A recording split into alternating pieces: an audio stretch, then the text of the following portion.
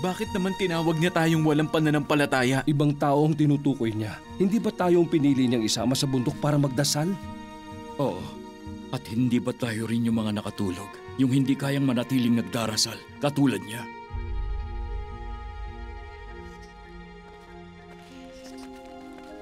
Ibinalik niyo sa amin ang aming anak, Guro.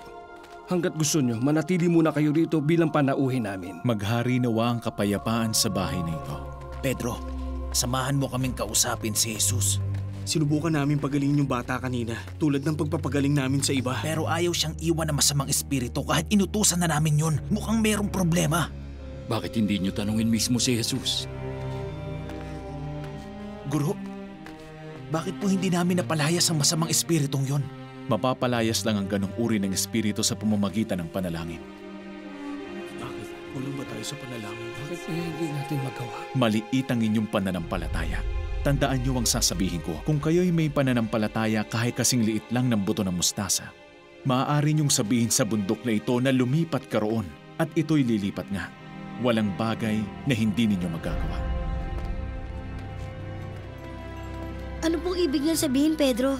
Ibig niyang sabihin, hindi ko lubusang naiintindihan. Sa totoo lang, kung naging handa tayo, hindi tayo tatawagin ni Jesus na masama at walang pananampalataya. Tayo ang mga alagad niya. Kahit sino sa atin, kayang paalisin ang masamang espiritong yun.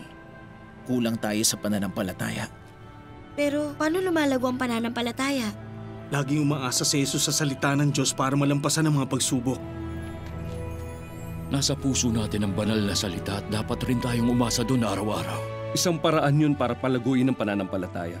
Ang Panginoon ang aking ilaw at ang aking kaligtasan. Sino bang katatakutan ko? Ang Panginoon ang lakas ng aking buhay. Kanino pa ako masisindak? Buhay ko man ay pagtangkaan ng taong masasama. Sila at ang mga kalaban ko, mabubuwal sila at matatalo. Isang hukbo man sa akin umalibot, hindi pa rin ako matatakot.